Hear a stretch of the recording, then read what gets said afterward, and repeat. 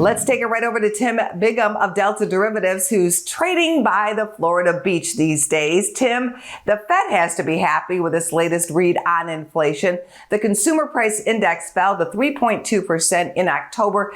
Tell us about the market reaction. Yeah, I think that the 10-year yield, broke below 4.5% following the CPI release. We'll see what, the future inflation numbers bring here. But I think the Fed certainly is done for the time being as far as raising rates. The market thinks that as well with the rip-roaring rally we've seen over the past week or so here. But be interesting to see if they take it to fresh new highs or not going into normally a seasonally bullish period. But Santa has come to town early, certainly. But whether or not it warrants new highs in stocks, because rates are still a lot higher than they were the last time the market was up here. So I think maybe a little bit of a pause, but maybe an attempt maybe towards the end of the year to at least close it at the highs of the year. Let's get your trade of the day. Yeah, looking at a old favorite airline of mine, Spirit Air, SAVE, which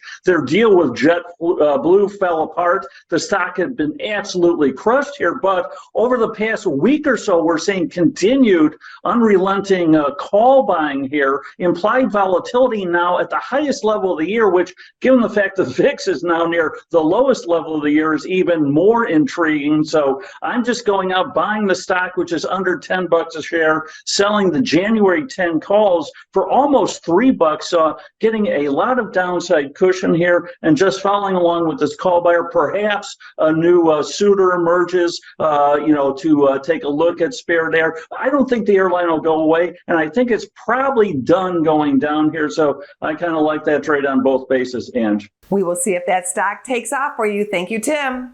You bet. Anytime. Take care. Go to businessfirstam.com for where to see our show on TV.